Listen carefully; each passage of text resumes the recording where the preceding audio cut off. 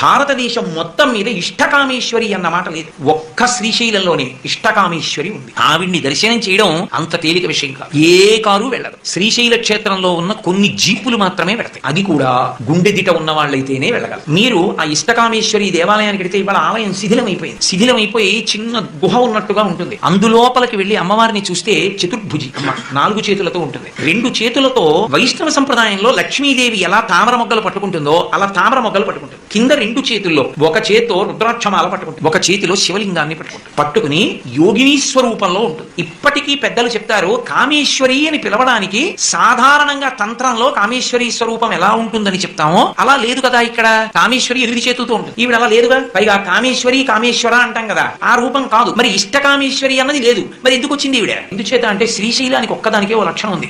ఉత్తర భారతదేశంలో ఉజ్జయినికి ఉంది, కాశీ పట్టణానికి ఉంది. దక్షిణ భారతదేశం మొత్తం మీద మళ్ళీ శ్రీశైలం ఒకటి, ఇంకొక పట్టణం లేదు అటువంటిది. ఎందుచేత అంటే అక్కడ లేనటువంటి ఆరాధనా విధానం లేదు. అక్కడ కాపాలికుల దగ్గర నుండి ఉన్నారు. ఇప్పటికీ మీరు శ్రీశైలం లోపల ఉన్నటువంటి గుహల్లోకి ధైర్యంగా వెళ్లి దర్శనాలు చేయగలిగితే కాపాలికులు ఇక్కడ పూజలు చేసేవారనడానికి ప్రబల సాక్ష్యాలు దొరుకుతాయి. కాపాలికులు నరబలి కూడా ఇస్తూ ఉంటారు. అటువంటి కాపాలిక స్పర్శ కూడా క్షేత్రానికి ఉంది. అంతేకాదు అక్కడ స్పర్శ వీధి చేత ఒకనొకప్పుడు సిద్ధనాగార్జునుడు శ్రీశైలం కొండనంతటిని బంగారంగా మార్చే ప్రయత్నం చేశాడు. ఆయనే మూలికల మూట తెచ్చి త్రిఫల వృక్షం కింద పెట్టాడు. అటువంటి గొప్ప గొప్ప ఔషధులన్నీ శ్రీశైల పర్వతం మీద ఉన్నాయి. అటువంటి శ్రీశైలంలో ఆ అమ్మవారి దగ్గరికి వెళ్లి కోరుకుంటే ఆ తల్లి తీర్చని కోరిక అన్నది లేదు. నీకేది ఇష్టమో అది ఇస్తుంది. కాబట్టి ఇష్టకామేశ్వరి. అందుకే భారతదేశం మొత్తం మీద ఇక ఆ రూపం లేదు, ఒక్క శ్రీశైలంలోనే ఉంది. ఇంకొక పెద్ద రహస్యం ఏంటంటే పరమ భాగవతోత్తములైనటువంటి వాళ్ళు వెళ్లి అమ్మవారికి బొట్టు పెడితే మెత్తగా మనుష్యుడి నుదురు ఎలా తగులుతుందో అలా తగులుతుంది ఆవిడ నుదురు. ఉలిక్కి పడతారు. ఈవిడ విగ్రహమా మానవకాంత అనిపిస్తుంది. ఆమె ఆయన లేనిదే ఉండదు.